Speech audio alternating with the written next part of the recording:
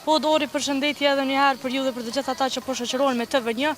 Siç e përmendet edhe ju, ndodhem këtu në Shazërvan, konkretisht në sheshin e Prizrenit, ku aktualisht është edhe duke rënë shi. Ky shi na ka përcjell që nga mëngjesi, shpresojmë të jetë edhe i bereqetshëm, pse jo.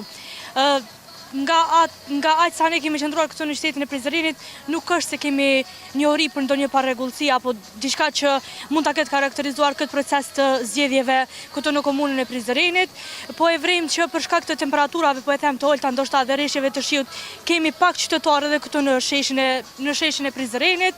Ajo se çfarë mund të themi është se pjesëmarrja e qytetarëve në këtë qytet për të dalë për të shfrytzuar të drejtën e tyre të votës ka qenë mjaft e ulët, nëse mund të themi, sepse vetëm 21% e qytetarëve kanë shfrytzuar të drejtën e tyre të votës.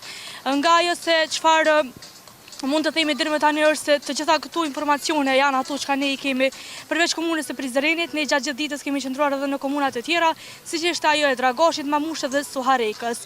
Këto janë të gjitha informacionet që i kemi deri më tani. Nëse nuk keni diçka, ndonjë pyetje, kaloj linjën tek ju në studio për të rikthyer sërish pasi të mbyllen qendrat e votimit.